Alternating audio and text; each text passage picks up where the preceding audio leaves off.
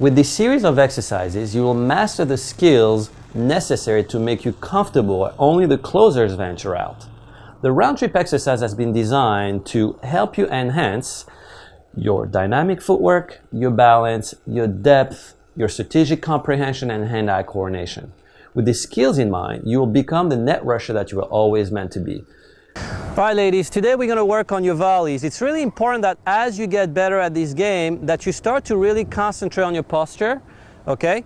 And the volleys obviously are not static shots, so you have to learn how to move in and still be efficient at what you do. So this exercise that we're going to work on is called round trip. And I'm going to have you guys basically take a step forward after each volley that you hit.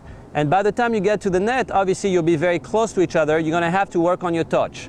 And gradually, once you're at the net, you're going to try to work your way back. Round trip. You're going to go in one way, you're going to come back, round trip, okay? And the goal is to do as many as we possibly can, in and out. All right? Let's go. And obviously, as you're doing this and I see a couple of bad habits that you have, I may stop you and correct you. Okay? So let's go. All right, very good. Come on. Make sure you stay right there in the middle and that you alternate forehand, backhand. Already what I can tell you is as you guys are doing this, you're going a little too fast, okay? Very nice. Good, come on.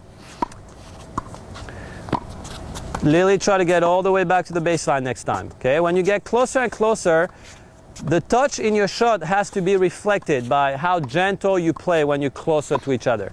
Now you get all the way to the service line, very good. And here obviously you have to work on adding a little bit of power. Okay, let me stop you just for 1 second, okay? What I notice already, Lily, is as you're moving in and out, okay, on your forehand volley, you have the tendency to take your volleys here. On your backhand volley, you have the tendency to take your volleys under your hip, okay? So what you want to do is you want to make sure that you work on your strength a little bit so that you're able to handle, okay, what's required to hit a volley here as well as here, okay? So try to work on that. Also, your forehand volley is a little bit deeper back here. As in your backhand volley, you have the tendency to hold your racket right here. It's a little more compact. Okay, so I'd like to see a little more of a backswing, just a slight backswing. Obviously, it's not a backhand, so you don't go all the way back, but you want to get your racket a little further back here so that you can nicely, add a little bit of depth to your shot. Okay, nice and easy. All right, and try to really concentrate on the height of your shots. Okay, this is where you have to see that you work on two dimensions. You work on your depth and your height, okay? Very good, come on. All right, move in and alternate forehand, backhand.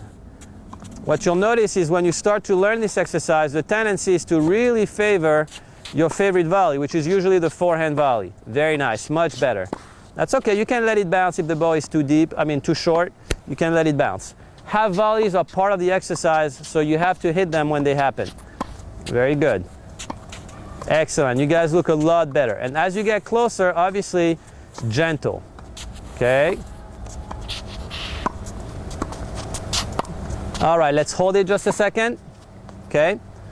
Obviously, as you're doing this exercise up and down, some people might feel a little uncomfortable moving back because they feel like, I've been told so many times not to move back when I volley.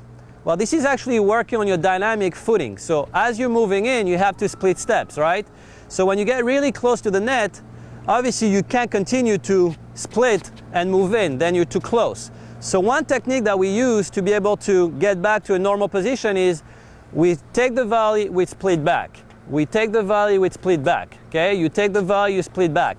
So for net players in doubles, this is the perfect technique to be able to not be too close to the net after each volley. So what you're working on when you're moving back is basically that split back, okay? So make sure that you volley forward, split back, volley forward, split back, volley forward, split back until you get here so that you don't actually develop bad habits as you're doing this, okay?